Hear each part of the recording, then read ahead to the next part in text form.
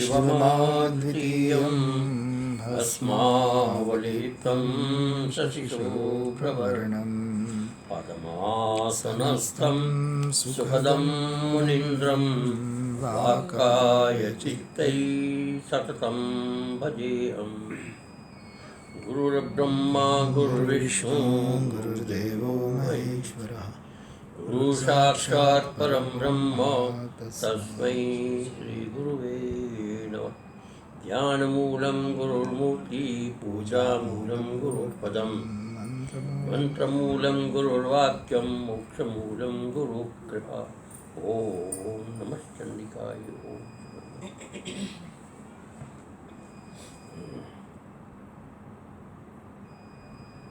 ब्रह्म परमं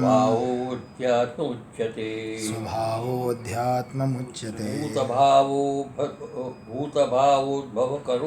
भूतभावोद्भवकरो विसर्ग कर्म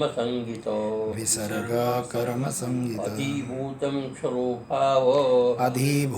क्षरो भाव रसश्चाधिदैवतम् अधियज्ञोऽहमेवात्र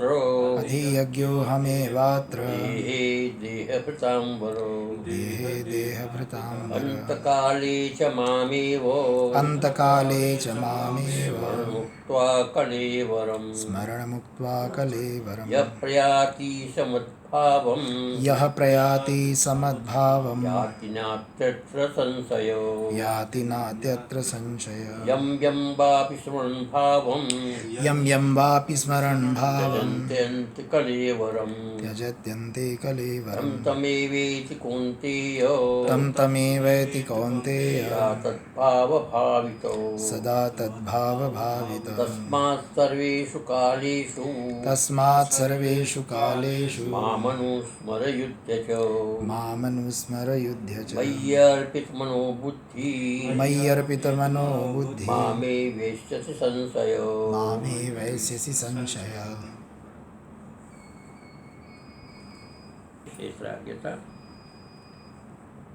प्रश्न के उत्तर में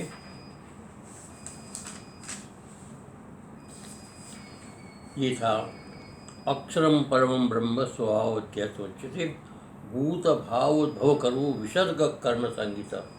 भूत भाव भव करो विसर्ग कर्म संगीत के विषय में ये यहाँ पर आएगा। तो कर्म किसको कहते हैं? तो याग दान होमात्मक वैदिकम कर्मवत्र कर्म शब्देन विवक्षितम इति तृतीय प्रश्न आह। तीसरा प्रश्न जो है उसका उत्तर देते भगवान। तो उसमें जो है कर्म शब्द कर्म संगीतम विसर्ग कर्म संगीतम, जो कर्म है यहाँ पर ये कर्म लौकिक कर्म के विषय में नहीं कहा, यहाँ कहा है वैदिक कर्म के लिए। वैदिक कर्म क्या है? तो याग दान और होम, ये तीन प्रकार के जो कर्म है वो वैदिक कर्म है। ये कर्म एवत्र कर्म शब्द नहीं, कर्म शब्द से यहाँ पर ग्रहण करना चाहिए। भगवान ने विवक्षित यानी के कहा गया है। भूतानां भवन धर्मकाणां सर्वेषां स्थावर जंगमानां भावम् उत्पत्तिम उद्भवम वृद्धिम च करोति। देखो ऐसा है, भूतानां संपूर्ण प्राणी है। भूत मैंने ये चैतन्य प्राणी यानी कि पशु पक्षी जीव पुरुष इत्यादि, ये सब भवन धर्म का नाम। भवन मैंने होने वाले धर्म अर्थात उत्पत्ति धर्म, जिसका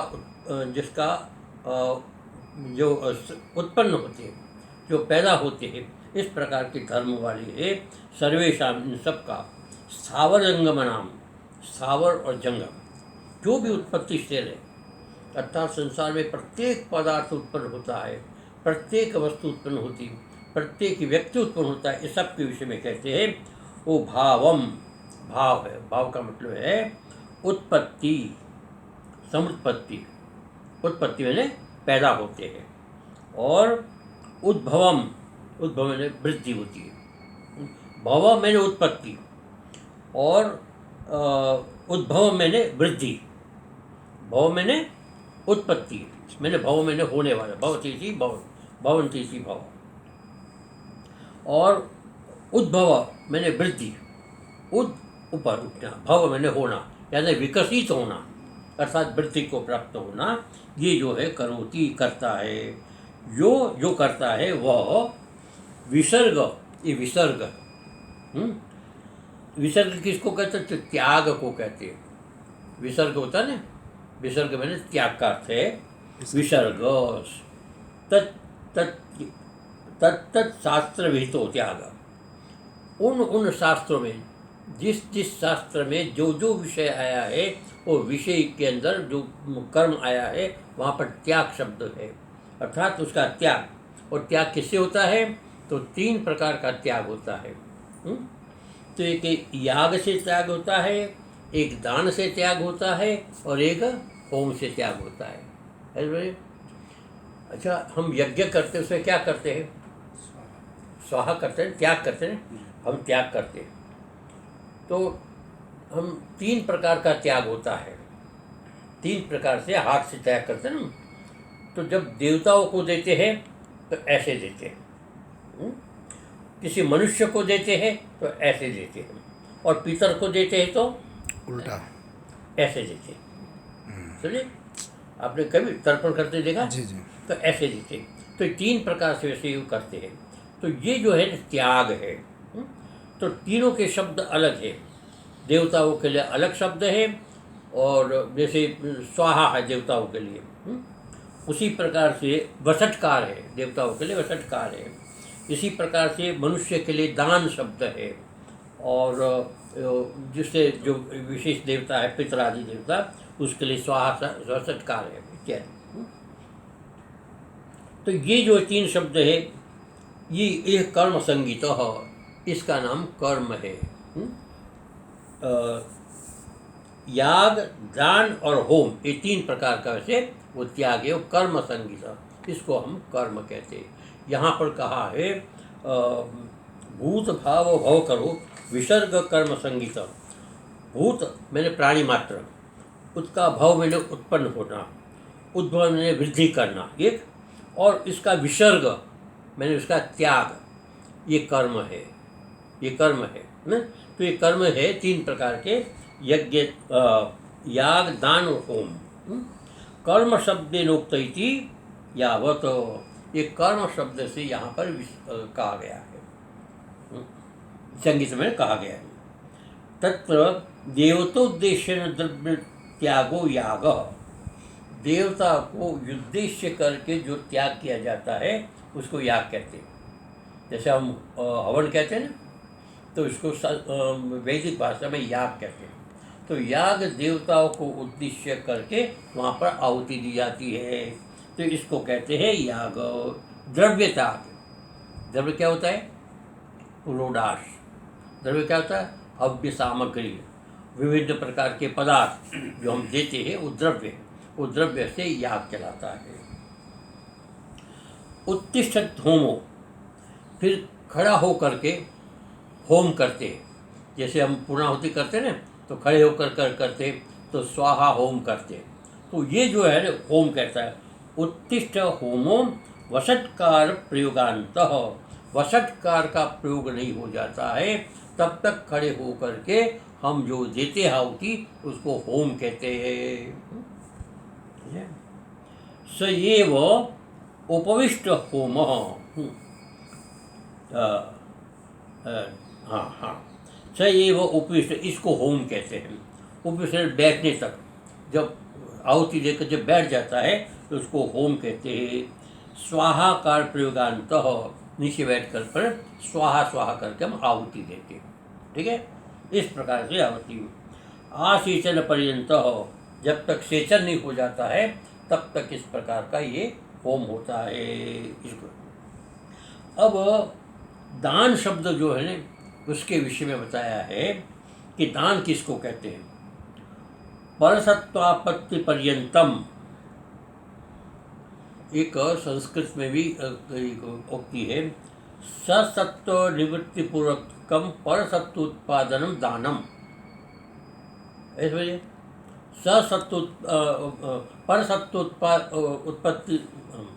परसत्व उत्पत्ति पूर्वकम स्वसत्वोत्पत्ति थोड़ा अपने अधिकार को छोड़ करके दूसरे के अधिकार को स्थापित करना वो दान है ना? हम किसी को देते हैं और देने के बाद फिर हमारा अधिकार उस पर नहीं रहता, क्योंकि दूसरे का अधिकार स्थापित त्याग करके दूसरे का अधिकार उस पर स्थापित करते, उसको दान कहते हैं। ससत्वोत्पादनम परसत्वोत्पादनम दानम। सत्व त्यागो दान, स्वसत्व अपने सत्व का त्याग करने का नाम दान है। सर्वत्र स त्यागांशो अनुगतः, सब में त्याग का अंश है। याग में त्याग का अंश है, दान में त्याग का अंश है, और होम में त्याग का अंश है। त्याग है विसर्ग, इसको त्याग मैंने विसर्ग। तो ये विसर्गात्मक जो कर्म है, वो कर्म जो है ये तीसरा प्रश्न है।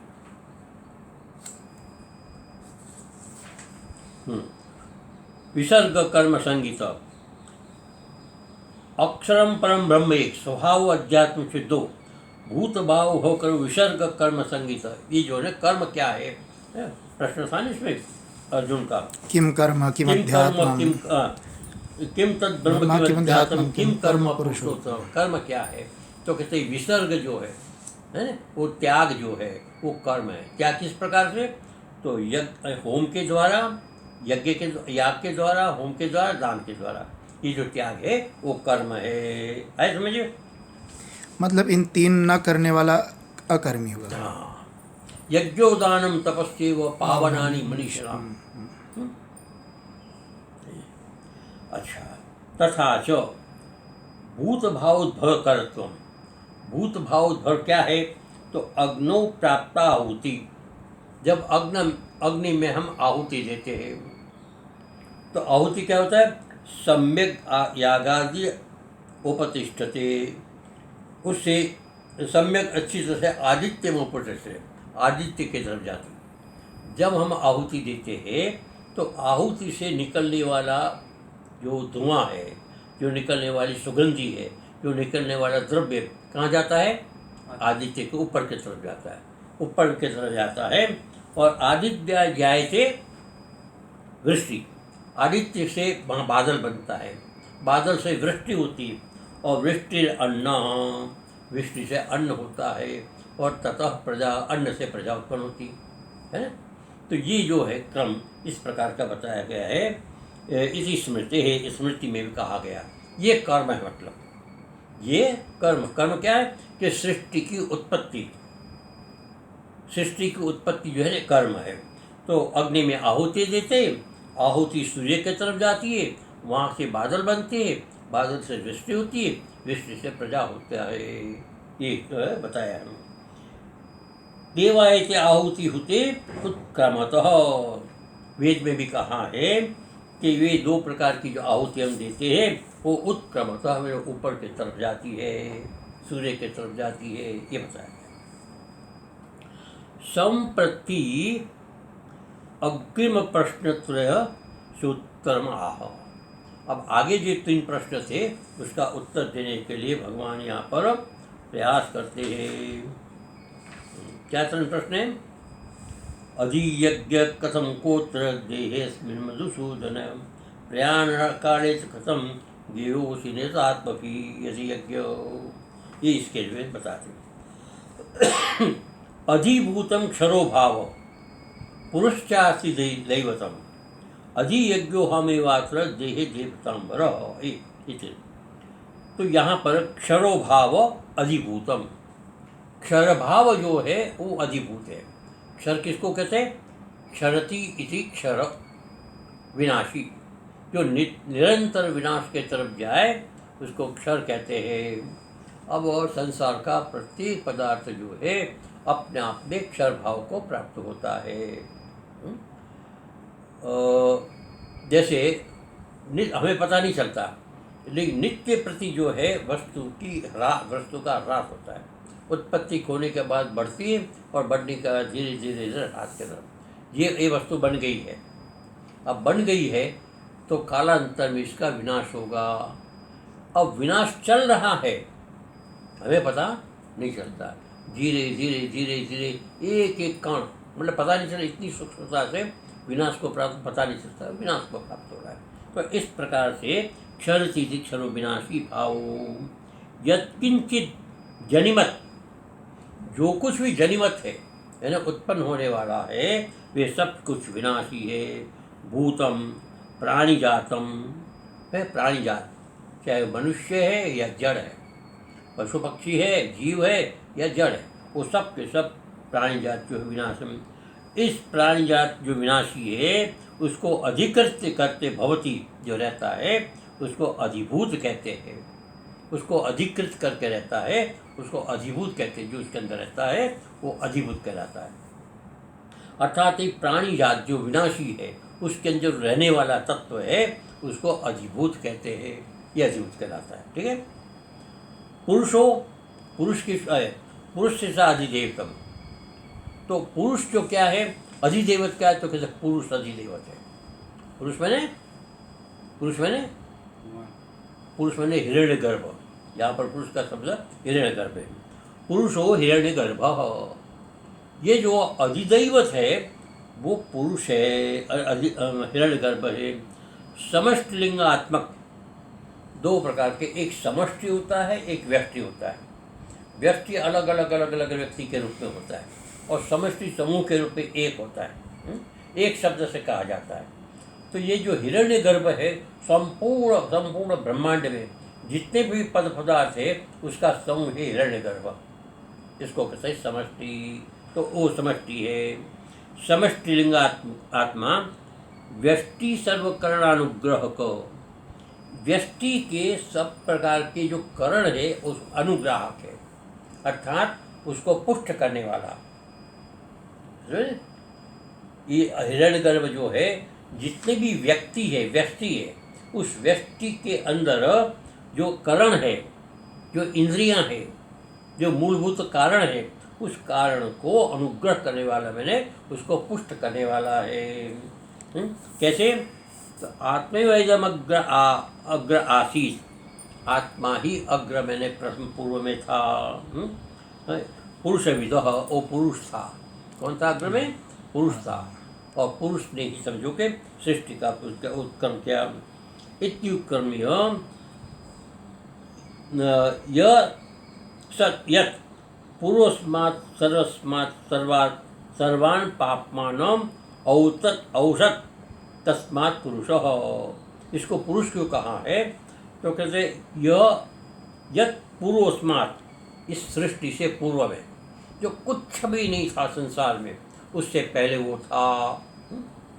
और सर्वात्मना सर्वस्मात्, ये सारा का सारा जो हो रहा दिखाई देता है वो सर्वान, उन सबको, सब पाप मानम, पाप को, ये सारी सबके पाप को जो है वो औक्षत मैंने ध्वस्त कर दिया, समाप्त कर दिया, पाप को नष्ट कर दिया।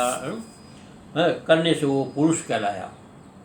पुरुष मैंने पुरुषार्थ करने वाला, अर्थात उसको समाप्त कर दिया।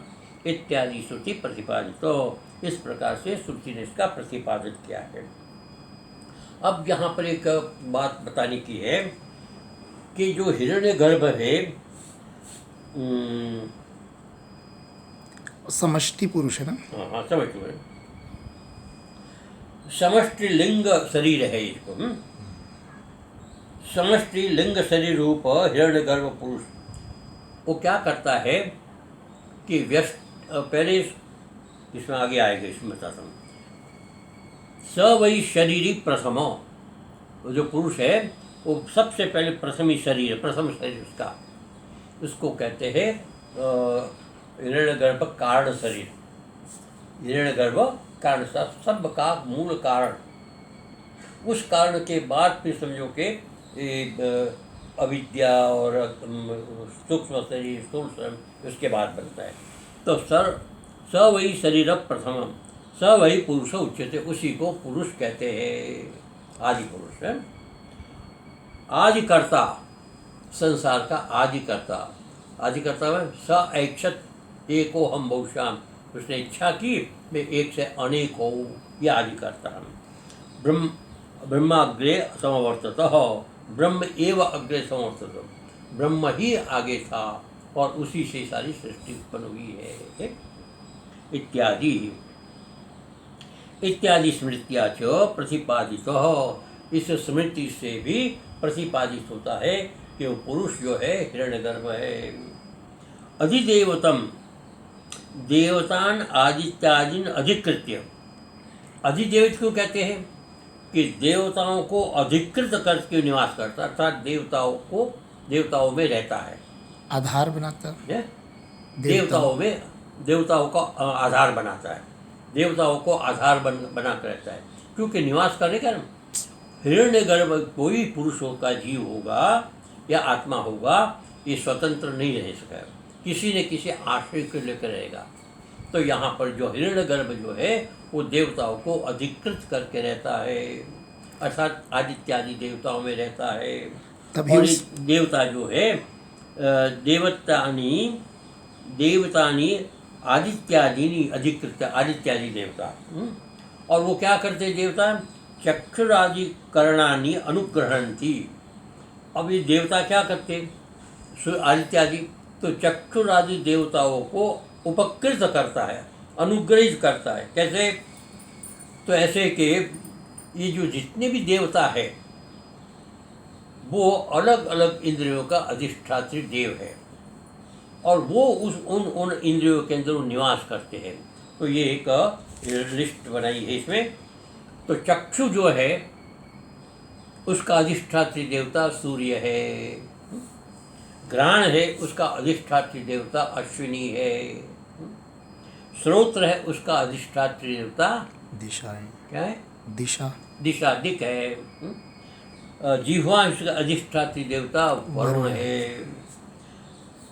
त्वग उसका अधिष्ठात्री देवता वायु है। हस्त इसका इंद्र है। चरण जो है इसका विष्णु है। वाणी है उसका सरस्वती अधिष्ठात्री देवता है। उपस्थ है उसका प्रजापति है। गुदा है इसका मित्र है। बुद्धि है उसका ब्रह्मा अधिष्ठात्री देवता है। अहंकार का रुद्र अधिष्ठात्री देवता है।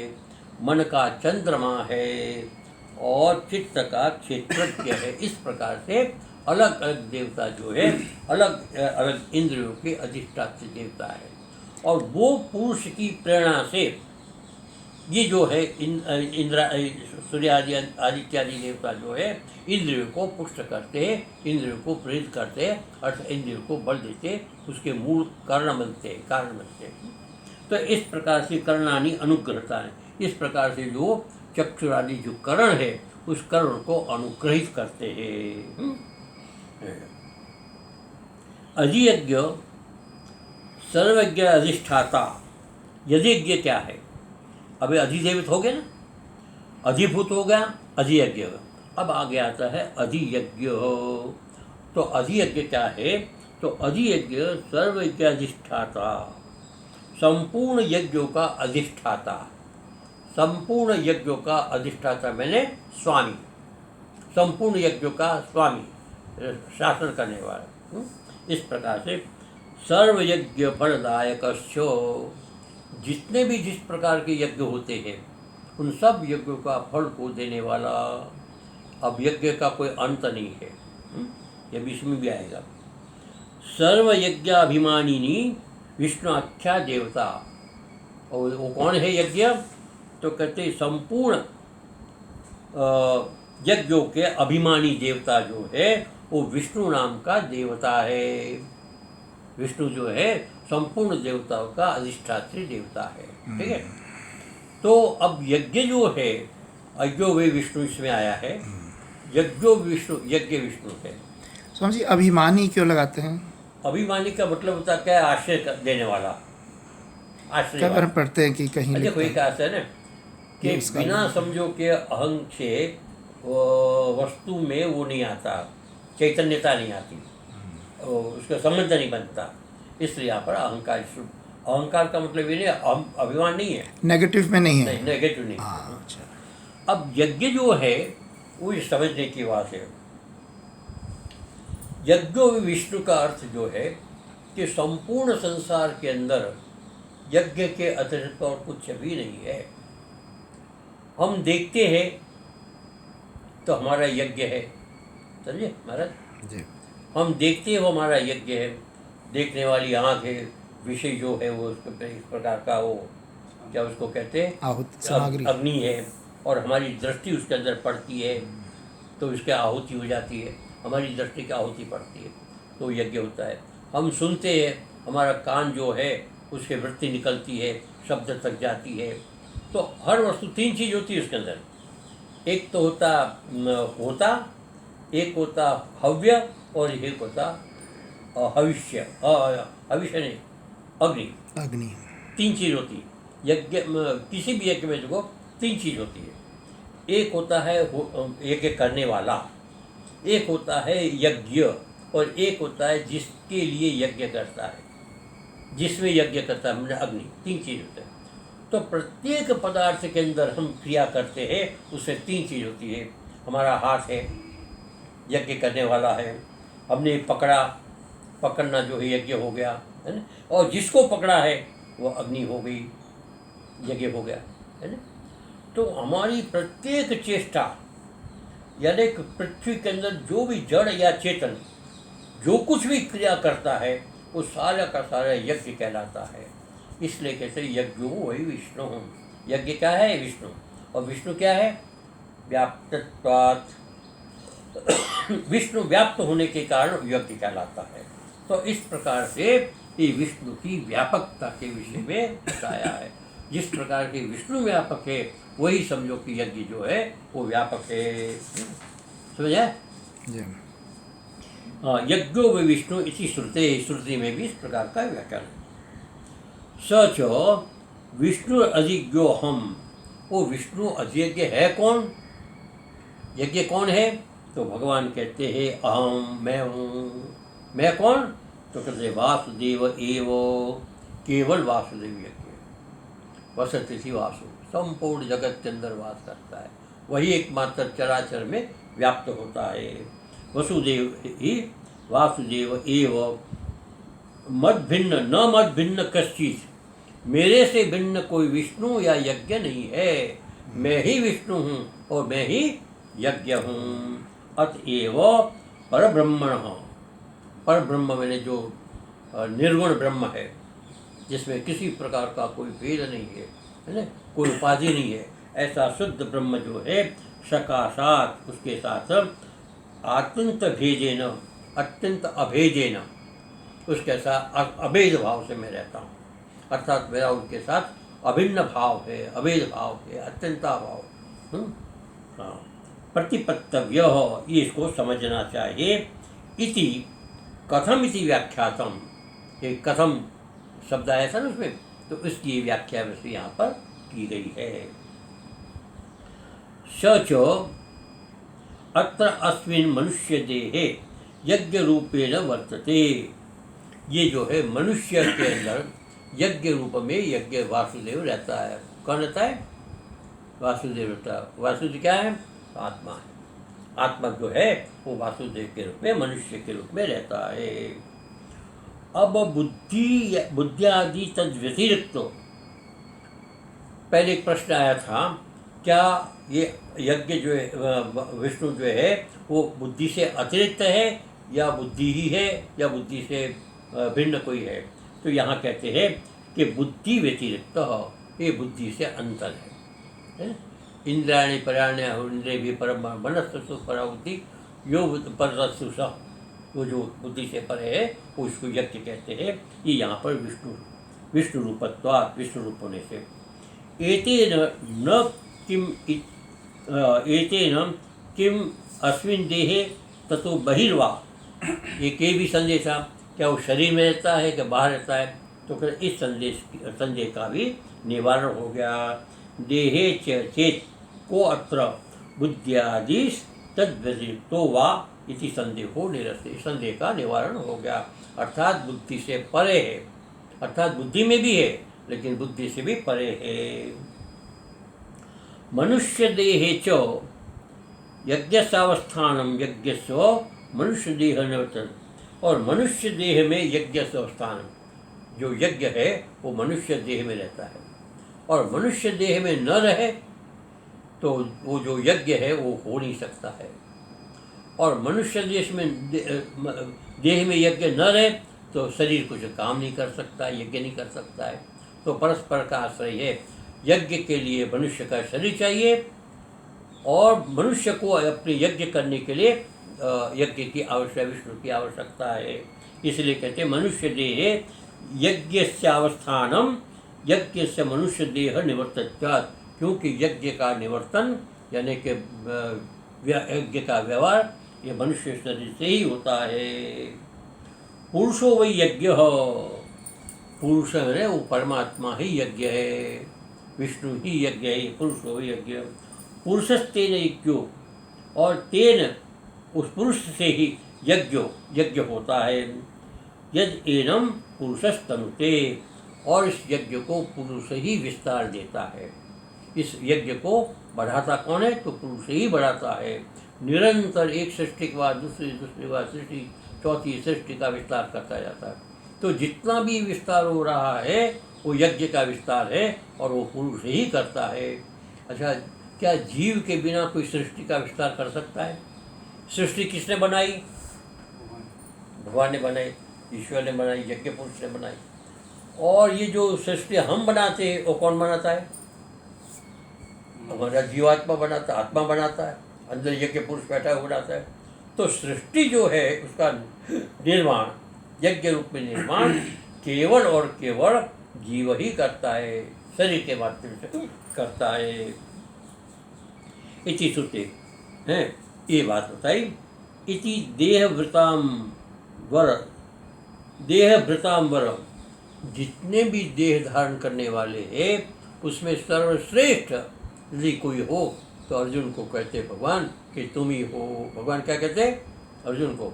तुम ही देहधारी में सर्वश्रेष्ठ हो।